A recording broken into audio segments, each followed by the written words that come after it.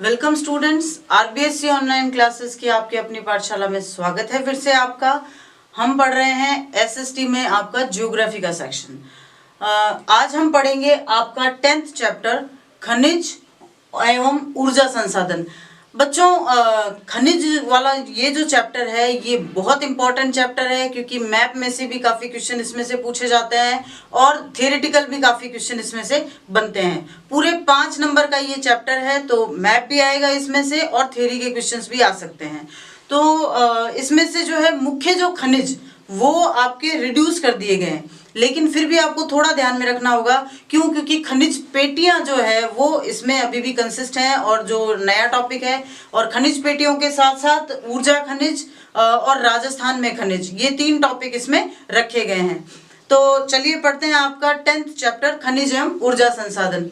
सबसे पहले ये कि खनिज होता क्या है। खनिज या मिनरल, नाम से ही पता चल रहा है। खनिज जो शब्द है वो बना है खनन से, मिनरल बना है माइनिंग से, यानी जमीन को खोद कर उसके अंदर से हमारे काम आने लायक जो चीजें निकाली जाती है वो खनिज संसाधन या मिनरल रिसोर्सेज कहलाती है। देखो, रिसोर्सेज वो होते हैं जो प्रकृति से हमें मिलते हैं और हम अपने काम के लायक उनको बना लेते हैं, तो रिसोर्सेज होते हैं, वो संसाधन होते हैं। तो इसीलिए खनिज को भी संसाधन कहा जाता है, क्योंकि ये हमारे लक्ष्य को साधने का काम करते हैं, ये हमारे काम आते हैं और प्रकृति से हमें मिलते हैं। अब खनिज वो होते हैं जो जमीन से खोद के निकाले जाते हैं, all the elements that we get from mining.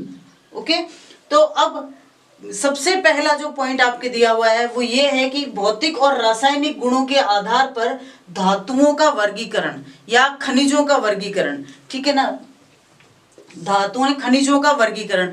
अब खनिजों का वर्गीकरण मतलब ऐसे खनिज भी होते हैं, अलग अलग तरह के खनिज होते हैं, तो उनको अलग अलग कैटेगरीज में कैसे रखा जा सकता है on the basis of their physical and chemical elements और केमिकल क्वालिटीज। तो उनको उनमें डिफरेंशिएशन कैसे किया जा सकता है वो देखते हैं। 2 तरह के हम इनको मान सकते हैं, धात्विक और अधात्विक। नाम से पता चल रहा है मेटेलिक एंड नॉन मेटेलिक। तो मेटेलिक यानी जिसमें मेटल के गुण हो, धातु के अलग से गुण होते हैं, वो आप जब साइंस में पढ़ते हो तो आपने पढ़े होंगे, चमकदार होता है, ठोस होता है ना, अलग अलग गुण जो आपने धातु के पढ़े। तो धातु के गुणों को रखने वाले जो भी खनिज होंगे वो धात्विक या मेटेलिक जो है खनिज कहलाएंगे। और जिनमें धातु वाले गुण नहीं होंगे लेकिन फिर भी माइनिंग से प्राप्त हो रहे हैं और हमारे काम आ रहे हैं, दोनों चीजें हैं भाई, माइनिंग से मिल रहे हैं, खनन से मिल रहे हैं तो खनिज हुए, और हमारे काम आ रहे हैं तो संसाधन हुए। तो इस हिसाब से वो खनिज तो हैं लेकिन वो धात्विक नहीं है। धात्विक खनिजों को फिर हम 2 हिस्सों में बांट सकते हैं, लौह और अलोह। जो लौह खनिज होते हैं जिसमें लोहे की मात्रा होती है, फेरस और नॉन फेरस, ठीक है ना, जिसमें लोहे की मात्रा होती है वो लौह खनिज कहलाते हैं। अधिकांश खनिजों में लोहे की मात्रा होती है, लेकिन जैसे एक लोहा है, लोहा अयस्क जो मिलता है, क्रोमाइट है, पाइराइट है, टंगस्टन है, कोबाल्ट है, इन सब में लोहे की कुछ न कुछ मात्रा अवश्य होती है। अलोह खनिज नाम से पता चल रहा है कि जिनमें फेरस नहीं होता, जिसमें लोहा नहीं होता, जैसे सोना है, चांदी है, तांबा है, जस्ता है, बॉक्साइट, बॉक्साइट यानी जिससे हमें एल्यूमिनियम प्राप्त होता है, टिन है, मैग्नीशियम है, ये क्या है, अलोह खनिज। उसके बाद में है धात्विक खनिज। धात्विक खनिजों को फिर हम 2 हिस्सों में बांट सकते हैं, साधारण खनिज नॉर्मल जो मिनरल्स हैं, और ऊर्जा खनिज एनर्जी मिनरल्स। अब नॉर्मल जो बिना धातु के खनिज होंगे उनमें वो वैसे खनिज होते हैं जिनमें धातुओं के कोई गुण नहीं होते, जैसे चूना पत्थर जो हमारे बिल्डिंग्स बनाने में और काम आता है, डोलोमाइट है, अब्रक है जिसको माइका कहा जाता है, ठीक है, जिप्सम है, ये सब अधात्विक खनिजों में आते हैं। उसके अलावा ऊर्जा खनिजों को भी अधात्विक खनिजों में ही शामिल किया जाता है। और ऊर्जा खनिजों को फिर हम 2 हिस्सों में बांट सकते हैं, एक तो वो जो हमें ईंधन के रूप में ऊर्जा देते हैं, और दूसरे जो हमें अणु ऊर्जा प्रदान करते हैं, यानी ईंधन खनिज और आणविक खनिज, ठीक है ना, यानी कि fuel minerals and atomic minerals. Energy minerals can also be divided into 2 parts, fuel minerals and atomic minerals. Fuel minerals वो सारे मिनरल्स या वो सारे खनिज जो हमें ऊर्जा देते हैं, जिनसे हम चाहे तो गाड़ियां चलाने के लिए, फैक्ट्रीज चलाने के लिए, या इस तरह से हम ऊर्जा प्राप्त करते हैं। तो जिसमें सबसे महत्वपूर्ण है कोयला, देन पेट्रोलियम, देन प्राकृतिक गैस, जिससे हम सबके घरों में जो है खाना बनता है। तो ये सब क्या है, ये फ्यूल मिनरल्स या ईंधन खनिज है। और यूरेनियम, थोरियम, बेरिलियम, इल्मेनाइट, ये सब आणविक खनिज या जो एटॉमिक मिनरल्स हैं उनमें काउंट किए जाते हैं। तो यानी खनिजों को हम दो हिस्सों में बांट सकते हैं, धात्विक और अधात्विक। धात्विक में लौह और अलौह, सबसे पहले metallic and non metallic, then metallic को फिर से फेरस और नॉन फेरस। उसके बाद में जो नॉन मेटेलिक है उनको नॉर्मल मिनरल्स और एनर्जी मिनरल्स। नॉर्मल मिनरल्स वो लगभग हमारे जो है बिल्डिंग्स वगैरह बनाने में काम आते हैं। और जो एनर्जी मिनरल्स है उनको दो हिस्सों में, एक तो जो ईंधन खनिज होते हैं फ्यूल मिनरल्स, और दूसरे एटॉमिक मिनरल्स। ठीक है, तो ये होता है उनका वर्गीकरण, उनका क्लासिफिकेशन धातुओं का या खनिजों का। अब भारत में खनिजों की स्थिति क्या है? भारत जो है अपनी बनावट के लिहाज से खनिजों के मामले में बहुत ही शानदार तरीके से समृद्ध है। भारत की जो बनावट है, फिजिकल जो स्ट्रक्चर है इंडिया का, जो ज्योग्राफिकल बनावट है, वो ऐसी है भारत की कि कहीं पर प्रायद्वीप है, कहीं पर मरुस्थल है, पहाड़ियां भी है। तो इस तरह से क्या होता है कि जब अलग अलग प्रकार की चट्टानें बनी होती है, तो हमें भी पता है खनिज जो है मोस्टली चट्टानों के नीचे मिलते हैं। तो आग्नेय चट्टानें भी है, छोटा नागपुर के पठार की तरह की, अवसादी चट्टानें भी हैं जिनको हम अरावली क्षेत्र में गिन सकते हैं। तो इस तरह से भारत जो है खनिज के लिहाज से बहुत ही समृद्ध देश है। भारत में लगभग 100 प्रकार के छोटे मोटे खनिज पाए जाते हैं, और जिनमें से 89 जो है 89 तरह के खनिज बहुत महत्वपूर्ण है, जिनका प्रॉपरली जिनको हम कहते हैं कमर्शियली, जिनका व्यावसायिक रूप से दोहन किया जाता है, खनन किया जाता है। उसमें से भी 52 या 52 तरह के अधात्विक या नॉन मेटेलिक जो है मिनरल्स पाए जाते हैं। 10 तरह के धात्विक खनिज या मेटेलिक मिनरल्स पाए जाते हैं।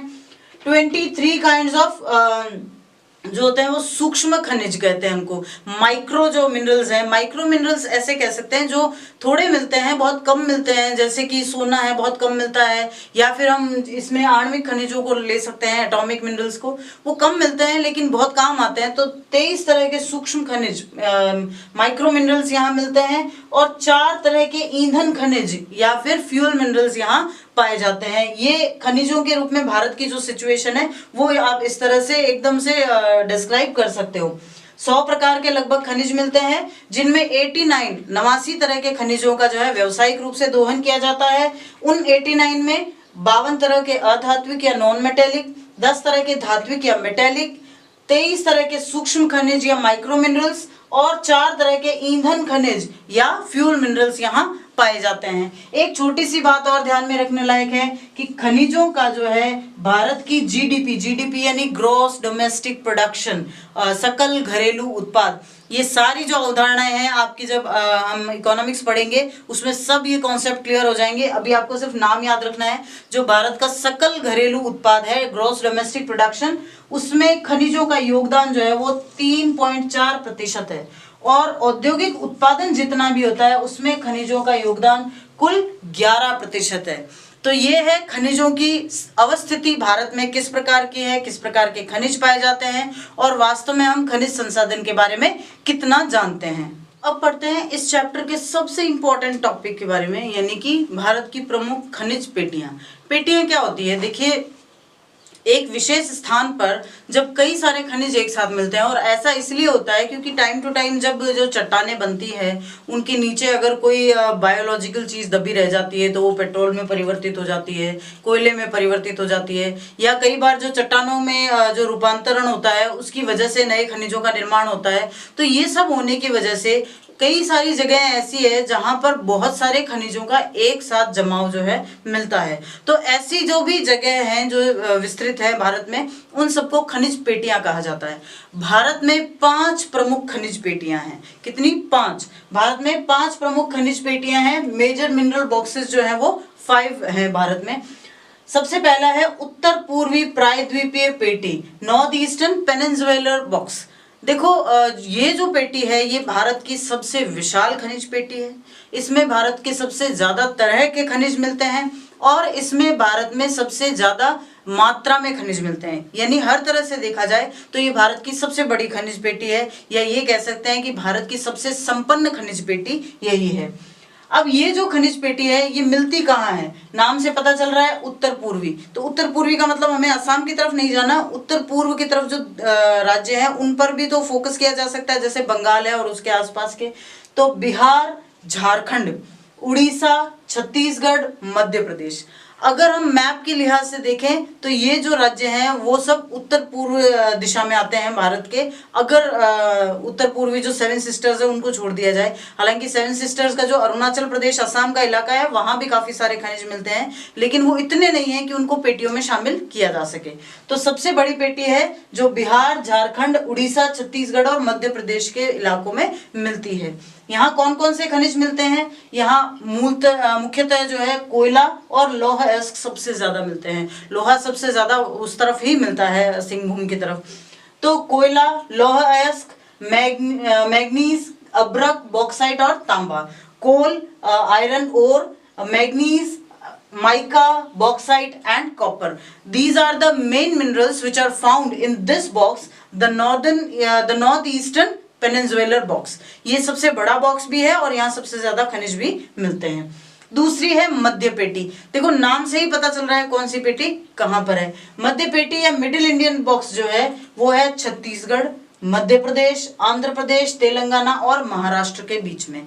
यानी कि इन राज्यों, ऐसा नहीं है कि ये पूरे पूरे राज्य कवर हो जाते हैं। अब देखिए जहां जहां इन राज्यों की सीमाएं लगती है उनसे अगर मिला लिया जाए तो ये पेटी वहीं पर स्थित है। यहाँ मुख्यतः कौन से खनिज मिलते हैं?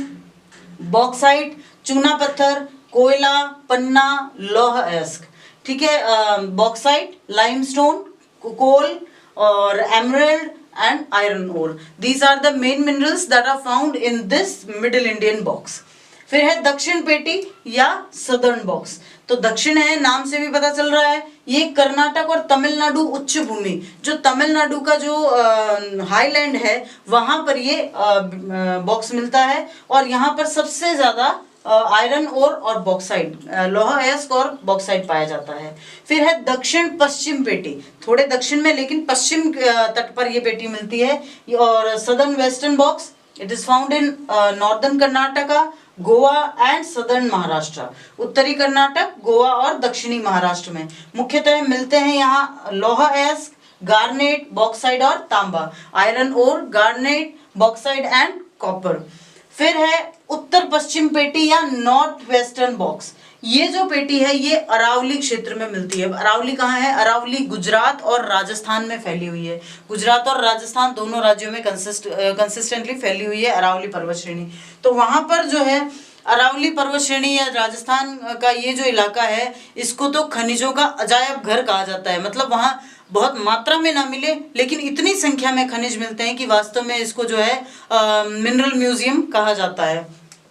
अब यहाँ देखो तांबा, सीसा, जस्ता, अब्रक, मैग्नीज, पेट्रोलियम और बहुत सारे जो कीमती पत्थर हैं, कॉपर, लेड, जिंक और माइका, मैग्नीज और petroleum and all the James, वो सब यहाँ पर पाए जाते हैं। तो ये है भारत की सबसे प्रमुख खनिज पेटियां और इन खनिज पेटियों को आपको मैप में जो है भरने का भी क्वेश्चन आ सकता है, आएगा मैप में भरने का क्वेश्चन आएगा इन खनिज पेटियों में से। तो इसी चैप्टर के एंड में आपको ये भी क्लियर करवाया जाएगा, अलग से मैप का एक वीडियो और बना देंगे हम और इसी चैप्टर में भी एक बार आपको मैप से ये समझा देंगे। ठीक है, तो ये है खनिज पेटियां, अच्छे से लर्न करना है। दो ही चीजें हर खनिज पेटी में याद करनी है, एक तो ये कहाँ पाई जाती है और दूसरा इसमें किस तरह के खनिज ज्यादा मिलते हैं। बच्चों खनिज पेटियों के बाद जो मुख्य खनिज मिलते हैं वो टॉपिक आपके कोर्स में से रिड्यूस कर दिया गया है। यानी कि अब जो रिवाइज सिलेबस है उसके अकॉर्डिंग मुख्य खनिजों वाला जो टॉपिक है वो आपके कोर्स में नहीं आएगा, उसमें से क्वेश्चंस नहीं आएंगे।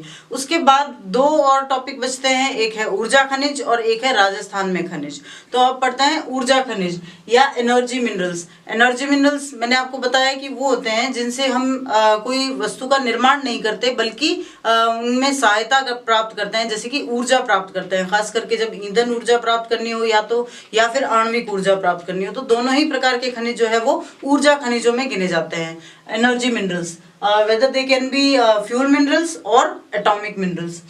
ऊर्जा खनिजों में सबसे पहला स्थान आता है कोयले का, कोल का, क्योंकि कोयला एक ऐसा खनिज है जिसको बहुत ही वेरिएबली हम यूज कर सकते हैं, चाहे तो उद्योग हो, चाहे तो जिस तरह से पहले ट्रेन चलती थी तब भी कोयला यूज किया जाता था, तो कोयले को बहुत ही वेरिएबली ऊर्जा खनिज के रूप में काम में लिया जाता है। तो कोयला जो है विश्व में भारत का चीन और अमेरिका के बाद तीसरा स्थान है, ठीक है ना। कोयले की प्राप्ति के आधार पर देखा जाए तो सबसे पहला स्थान विश्व में चीन का है, दूसरा अमेरिका का है और तीसरा भारत का है। भारत में एक फैक्ट आपको याद रखना है कि सबसे पहले 1774 में रानीगंज से कोयले का खनन आरंभ हुआ था। 1774 ईस्वी में mining was started in 1774 in Raniganj for the first time in India.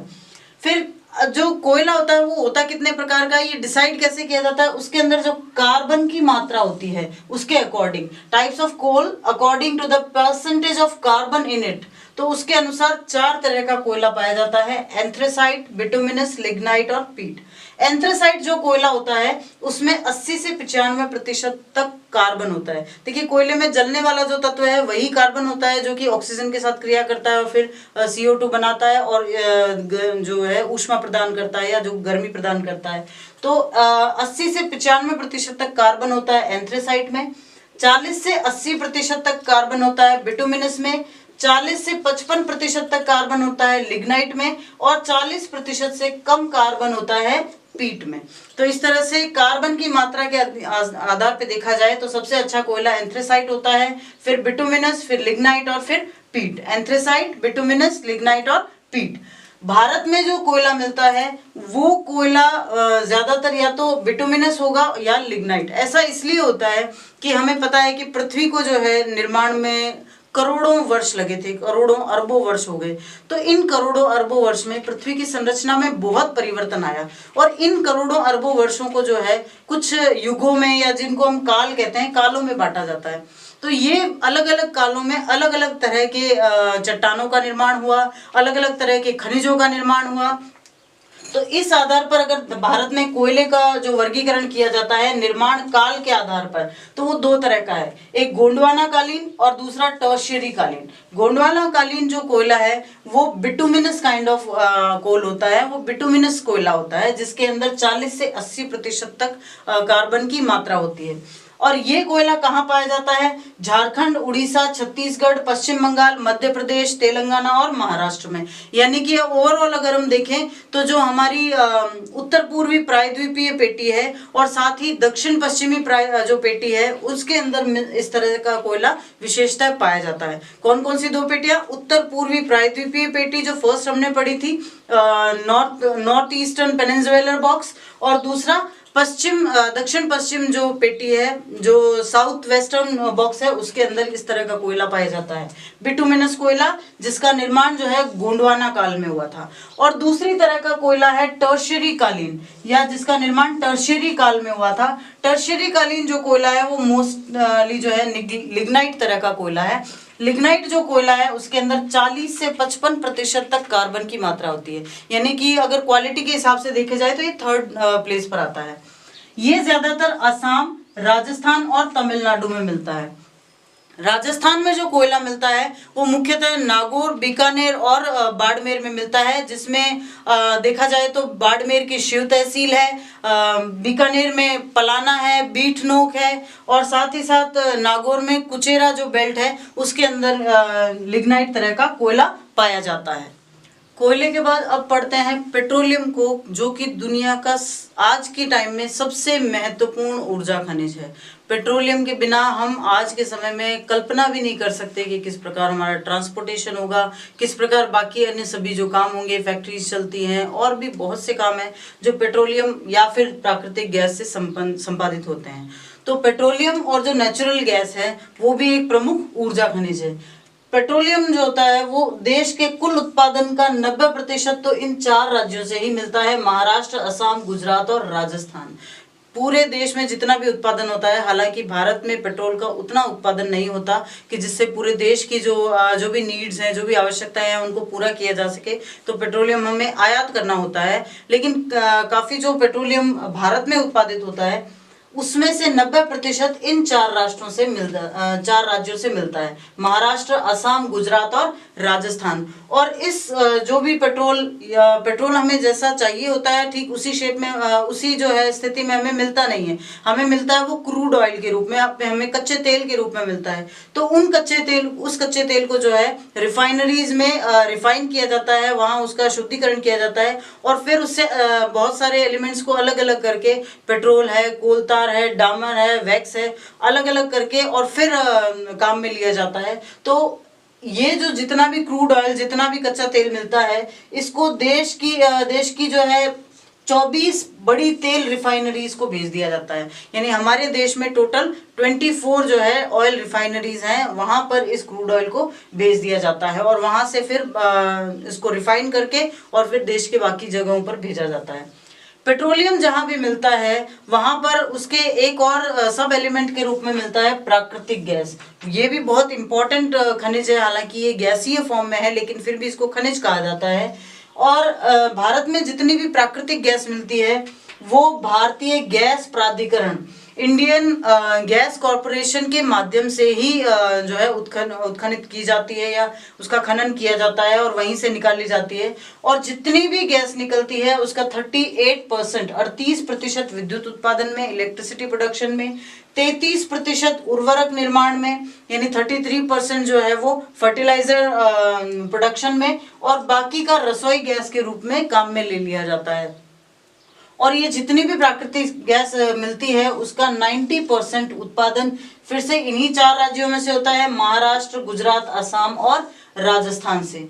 अब राजस्थान में पेट्रोलियम की क्या सिचुएशन है? राजस्थान हाल ही के समय में राजस्थान में काफ़ी जगह ऐसी है जहां पर पेट्रोलियम पदार्थ खोजे गए हैं। और अगर ये स्थिति जो जिसका अंदाज़ा लगाया जा रहा है या जो सोचा जा रहा है, अगर वैसी ही सही रही तो राजस्थान भारत में सबसे बड़ा पेट्रोलियम उत्पादक राज्य बन जाएगा जल्दी ही। हाल ही में क्या स्थिति है petroleum in Rajasthan? There are total 12 blocks in Rajasthan. Rajasthan में कुल 12 ब्लॉक्स खोजे गए हैं। ब्लॉक्स क्या होते हैं? देखिए, पेट्रोलियम का जहाँ जमाव होता है, पेट्रोलियम का जमाव कैसे होता है? पुराने समय में जैसा मैंने आपको कहा कि जब पृथ्वी बनी है तब से बहुत सारी उथल पुथल पृथ्वी पर होती रही है। डायनासोर्स भी थे, फिर वो भी लुप्त हो गए। तो इस तरह ये जो अरबों करोड़ों अरबों सालों से जो उथल पुथल हुई है उसमें कई बार ऐसा हुआ है कि कई जो है बायोलॉजिकल चीज़ें, कई जो है ऐसी जैव विविधता वाली चीज़ें जो है पृथ्वी में नीचे दब जाती है और कालांतर में धीरे धीरे ये जो जीवाश्म होते हैं ये पेट्रोलियम पदार्थों में परिवर्तित हो जाते हैं। तो ये बिल्कुल स्पॉन्ज की तरह रहते हैं पृथ्वी के अंदर।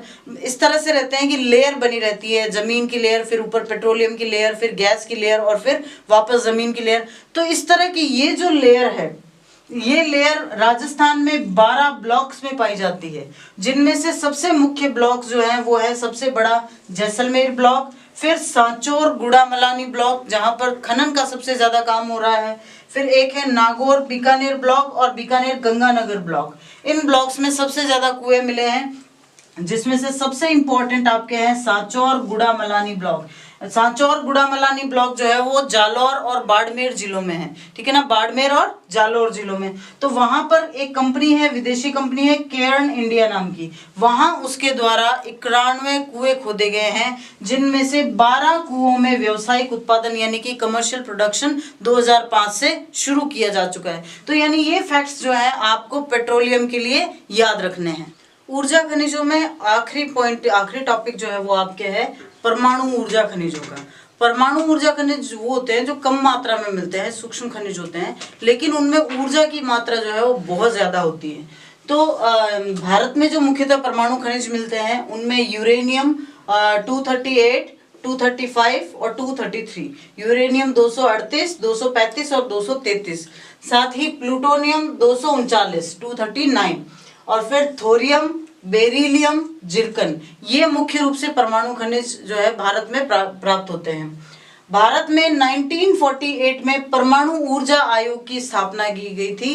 The atomic energy commission was established in India in 1948 और इस आयोग के द्वारा 17 परमाणु रिएक्टर्स की स्थापना की गई है। देखिए परमाणु रिएक्टर्स क्या होते हैं, जब परमाणुओं को या तो उनको फ्यूजन किया जाता है या फिजन किया जाता है, यानी या तो उनका विखंडन किया जाता है या फिर उनको आपस में जो है जोड़ा जाता है, तो उस समय क्या होता है बहुत सारी एनर्जी रिलीज होती है और साथ ही साथ रेडिएशन भी रिलीज होता है। तो हर जगह या किसी भी प्रकार की फैक्ट्री में ऐसे ही खुले में नहीं किया जा सकता, इसके लिए कुछ रिएक्टर्स जो है उनकी स्थापना करनी होती है। तो ऐसे भारत में 17 रिएक्टर्स की स्थापना परमाणु ऊर्जा आयोग या एटॉमिक एनर्जी कमीशन द्वारा की गई है। 17 एटॉमिक रिएक्टर्स, और उन रिएक्टर्स के द्वारा 4800 मेगावाट विद्युत का उत्पादन होता है। 4800 megawatt electricity is produce in these 17 reactors. अब ऐसा कैसे हो सकता है, देखिए जो 1 औंस यूरेनियम होता है उसके द्वारा इतनी एनर्जी रिलीज की जाती है जितनी कि 100 मीट्रिक टन कोयले के द्वारा मिलती है। तो हम अंदाजा लगा सकते हैं कि ये कितने पावरफुल जो है खनिज होते हैं। फिर मुख्यतः भारत में किस प्रकार के खनिज पाए जाते हैं परमाणु खनिजों में, एक तो यूरेनियम पाया जाता है जो कि बिहार, राजस्थान और केरल में मिलता है मोस्टली।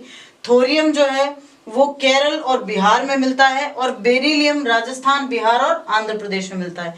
यानी कि मुख्यतः जो परमाणु खनिज हैं वो बिहार, राजस्थान, केरल और आंध्र प्रदेश, इन 4 राज्यों में पाए जाते हैं। तो ये टॉपिक था ऊर्जा खनिजों का। अब इसके बाद एक और टॉपिक बचता है, वो है राजस्थान में खनिज। आपके इस चैप्टर का अगला टॉपिक है राजस्थान में खनिज। बहुत इंपॉर्टेंट टॉपिक है, बहुत इंपॉर्टेंट क्वेश्चन इसमें से बनता है। राजस्थान में जो खनिज है, राजस्थान को खनिजों का अजायब घर कहा जाता है। It is called the museum of minerals. ऐसा इसलिए है क्योंकि राजस्थान में इतने तरह के खनिज मिलते हैं वैरायटी में कि देखने वाले को, मतलब पूरे भारत में इतनी तरह के एक साथ नहीं मिलते जितने एक सिर्फ राजस्थान राज्य में प्राप्त होते हैं। राजस्थान इस लिहाज से इसलिए भी बहुत ज़्यादा इम्पोर्टेंट है कि राजस्थान में एक तो अरावली पर्वत श्रेणी है और दूसरी तरफ मरुस्थल है, और दोनों ही जगह जो है खनिज की दृष्टि से बहुत समृद्ध हैं।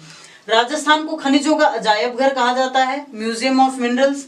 राजस्थान में कुल जो है 79 तरह के खनिज पाए जाते हैं। 79 kinds of minerals are found in Rajasthan, जिसमें से 44 बड़े खनिज हैं, 23 लघु खनिज हैं और 12 गौण खनिज। बड़े खनिज यानी ऐसे खनिज जो इंफ्रास्ट्रक्चर में, जो विनिर्माण में काम आए।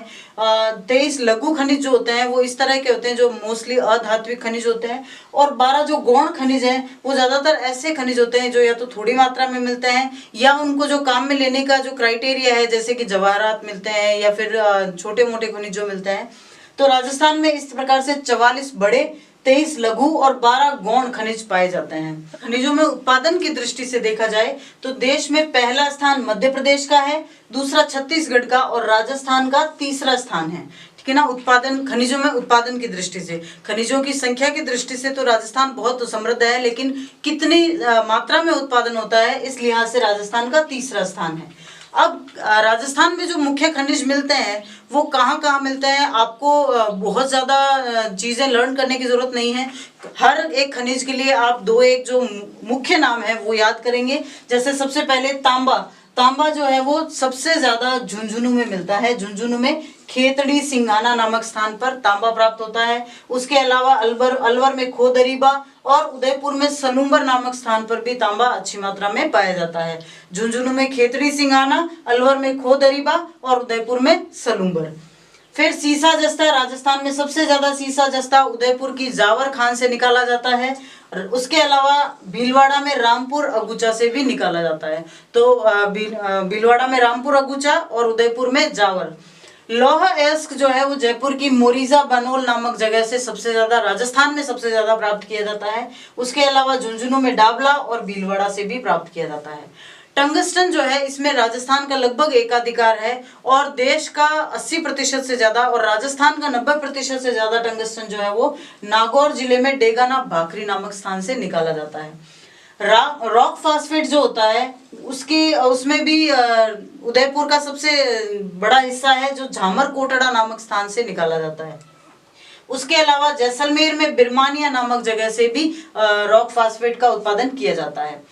जिप्सम, जिसमें राजस्थान का लगभग एकाधिकार है, वो बीकानेर में सबसे ज्यादा निकाला जाता है, जामसर और लूणकरण से, और उसके अलावा नागौर में गोठ मांगलोद नामक स्थान से निकाला जाता है। तो इस प्रकार आपको सारे नाम याद करने की बजाय एक दो जो मुख्य नाम है, मुख्य जहां से निकाले जाते हैं, वो आपको याद करने हैं।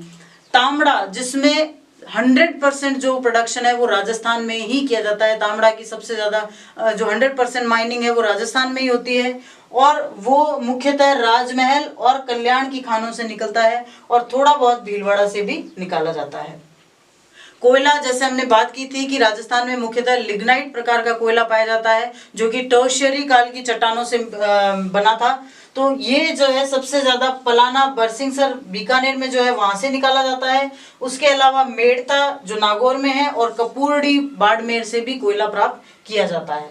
पेट्रोलियम हमने पढ़ा भी था कि जो अभी तक सबसे ज्यादा खनन हो रहा है वो गुड़ामलानी सांचौर ब्लॉक में हो रहा है। तो इस लिहाज से गुड़ामलानी जो है स्थान, वो बाड़मेर का सबसे ज्यादा पेट्रोलियम उत्पादक है, और उसके अलावा जैसलमेर और गंगानगर से भी प्राप्त किया जाता है। प्राकृतिक गैस सबसे ज्यादा तनोट, घोटारू जैसलमेर से प्राप्त की जाती है, और बाघेवाला, बीकानेर से भी प्राकृतिक गैस का खनन हो रहा है। तो ये है परिचय कि राजस्थान में खनिजों की क्या स्थिति है। अगर बड़ा क्वेश्चन भी आता है और आप इस प्रकार से परिचय देते हो तो ये आपके लिए एक सफिशिएंट आंसर हो सकता है। स्टूडेंट्स, अब लर्न करते हैं इस चैप्टर का मोस्ट अवेटेड सेगमेंट, भारत की प्रमुख खनिज पेटियां।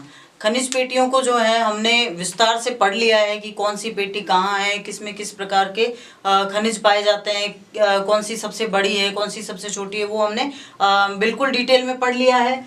अब हम देखते हैं कि भारत में इनकी अवस्थिति, इनकी सिचुएशन कहाँ है। ये आपके मैप में एक क्वेश्चन ऐसा जरूर आएगा, तो ये बहुत ही इम्पोर्टेंट है इस चैप्टर का ये पार्ट कि खनिज पेटियां कहाँ हैं। हमने पढ़ा था कि भारत में 5 खनिज पेटियां हैं। उत्तर पूर्वी प्रायद्वीपीय पेटी, जो नॉर्थ ईस्टर्न पेनिनसुलर बॉक्स, फिर मध्य पेटी यानी कि मिडिल इंडियन बॉक्स, दक्षिण पेटी यानी कि सदर्न इंडियन बॉक्स, दक्षिण पश्चिम पेटी जिसको हम कह सकते हैं साउथ वेस्टर्न बॉक्स, और उत्तर पश्चिम पेटी यानी कि नॉर्थ वेस्टर्न बॉक्स।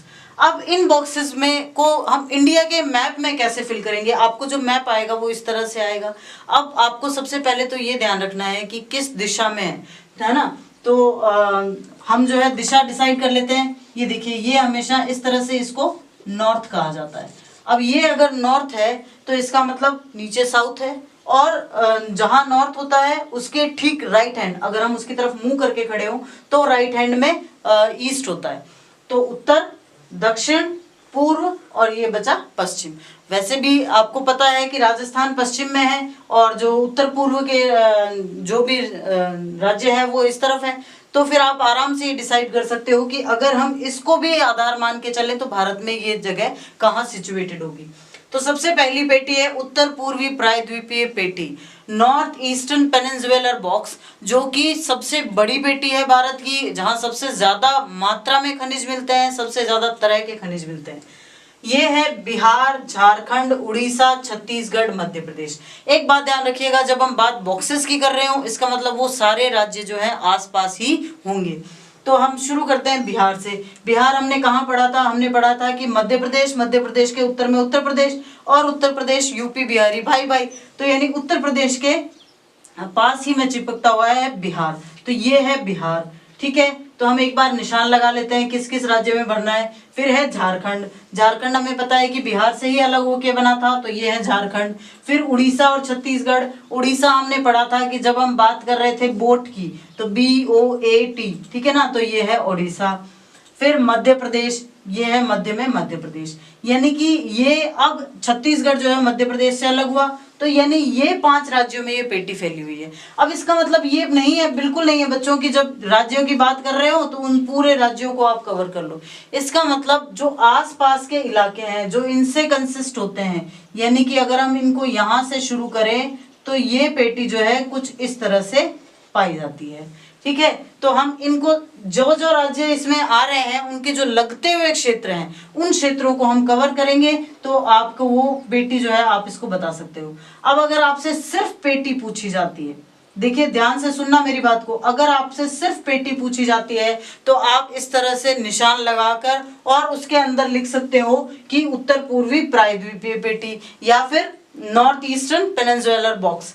लेकिन कई बार आपसे ये भी पूछ लिया जाता है कि उत्तर पूर्वी प्रायद्वीपीय पेटी और उसके प्रमुख खनिज।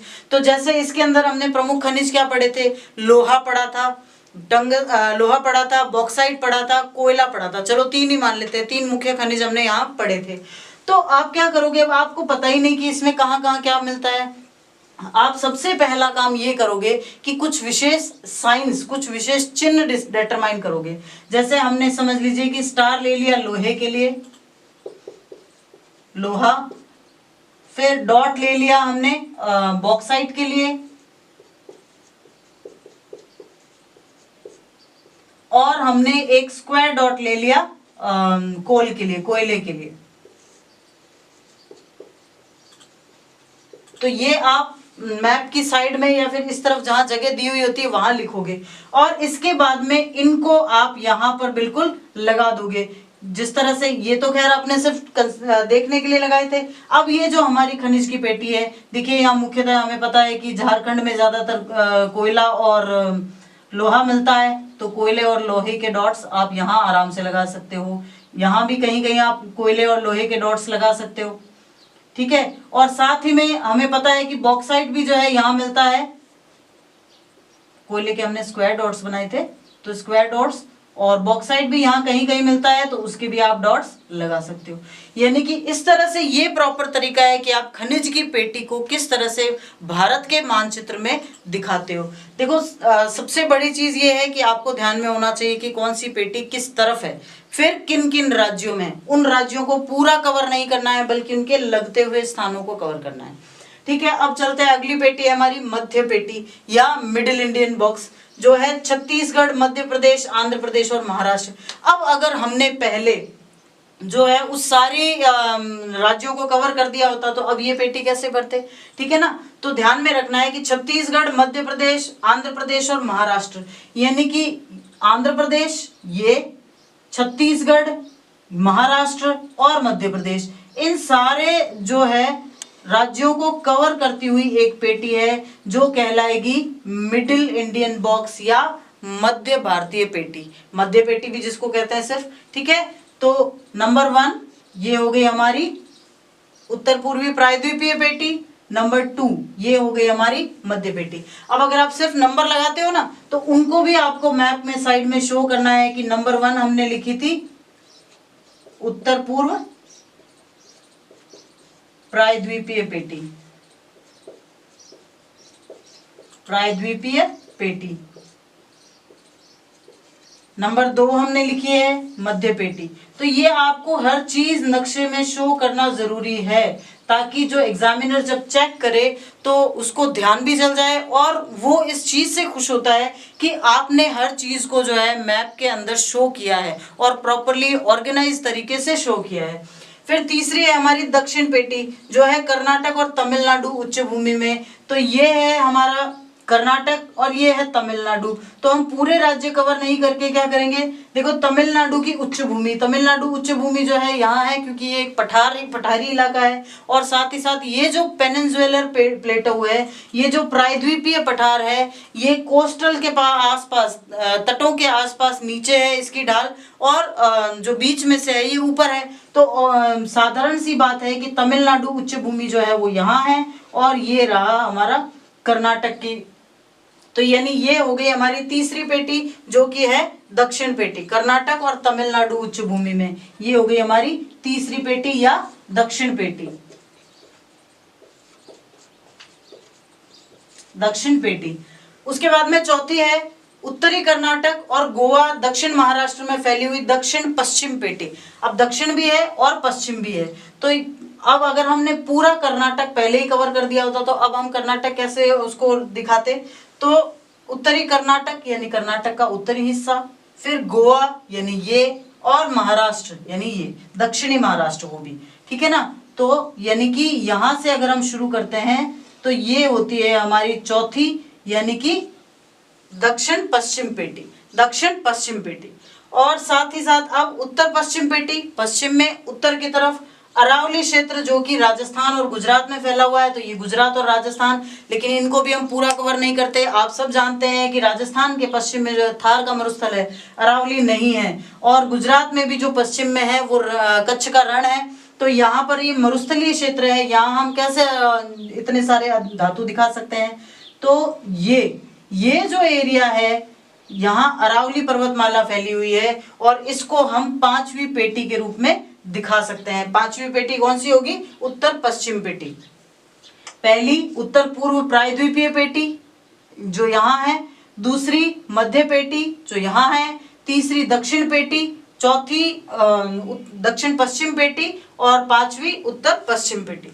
तो इस तरह से आपको भारत के नक्शे में सभी खनिज पेटियों को दिखाना है। ये सबसे इंपॉर्टेंट है, इस चैप्टर का सबसे इंपॉर्टेंट पार्ट है जो जरूर आएगा। क्वेश्चन अगर आए नहीं आए, लेकिन आपको नक्शे में पेटियां शो करना जरूर आएगा। और साथ ही साथ अगर आपने इससे पहले का जो वीडियो अगर नहीं देखा है, जिसमें मैंने आपको भारत के नक्शे को अच्छे से समझाया था राज्यों के नाम के साथ, तो जरूर देखिए, क्योंकि इसके बाद ही आप इस बेसिक्स को क्लियर करने के बाद ही आप समझ पाओगे कि किस तरह राज्यों को ध्यान में रखते हुए और हमें नक्शे को फिल करना है। तो इस चैप्टर में इतना ही। अच्छे से पढ़ो, स्मार्टली पढ़ो, इस वीडियो को ज़्यादा से ज़्यादा शेयर करो। जो भी आपको हमारे बारे में विचार है वो कमेंट करो, लाइक करो और सब्सक्राइब करो। Thank you.